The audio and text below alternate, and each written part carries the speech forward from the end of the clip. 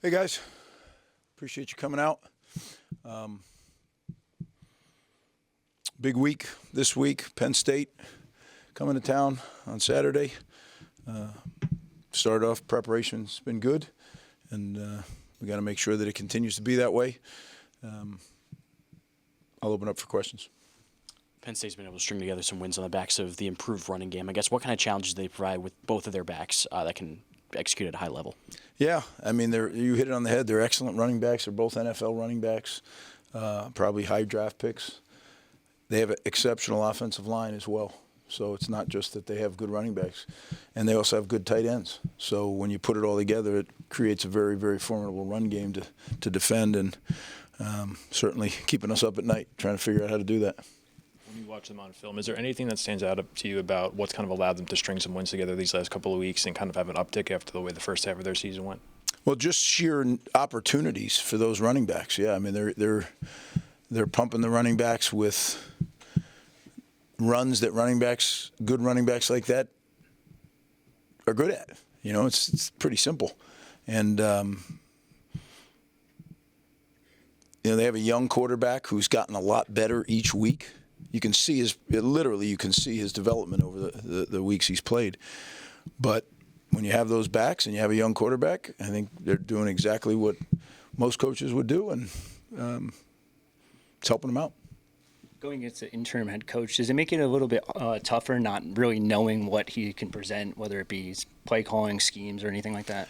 Yeah, maybe a little bit, but the reality is we have games of them since he took over, and we have games of them since the quarterback took over. So, we have stuff to go on. Might they change? Sure. I mean, that's a risk any week. But, you go on what you have. You prepare on what you have. But, certainly your schemes need to be flexible enough to adjust during the game.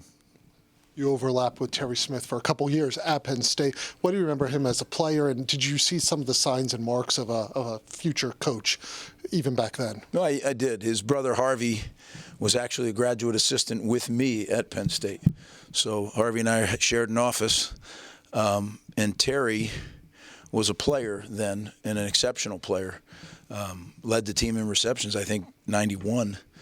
And punt returner, and really just a tremendous college football player, and truly overperformed. I mean, he was not the biggest guy, and he was just a tenacious competitor, and you could see that. He was captain of our team, one of our captains. I mean, you knew that he had something special. And then I got to watch Terry coach at Gateway, where he did a tremendous job on Pittsburgh as a head coach. So none of this surprises me. Terry's an excellent football coach. You got A.J. Surace in the game at the last drive on Saturday. How important is it to get a young quarterback like that reps in the late game? And then looking back on the season, do you feel like you wish you would have got him in a little bit more?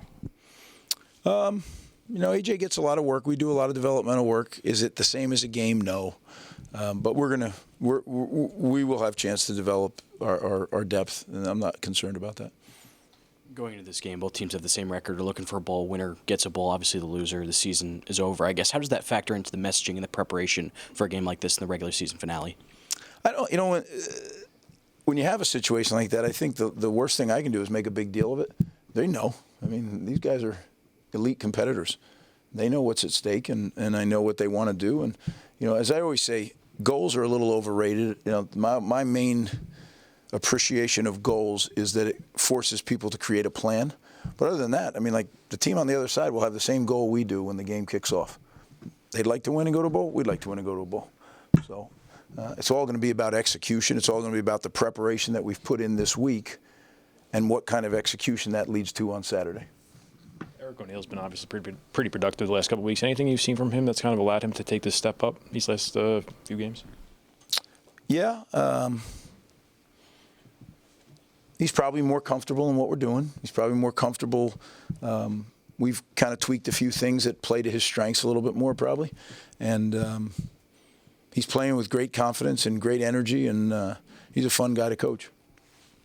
Timmy Ward, what has he meant to this program? And you've kind of seen his rise and a little bit more production this year, but certainly what he's meant off the field.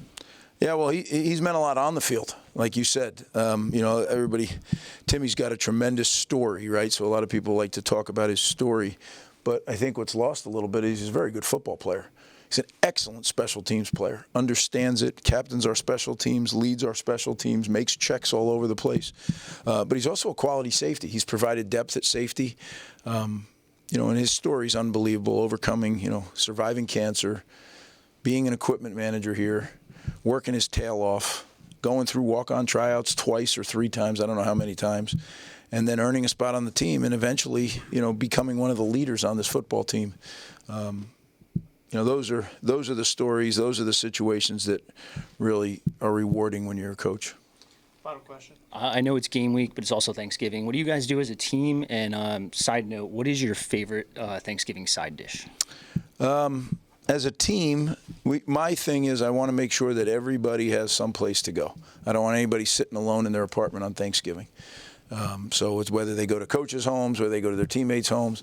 We have a lot of local kids on the team, so they take the guys that are from distance a little bit.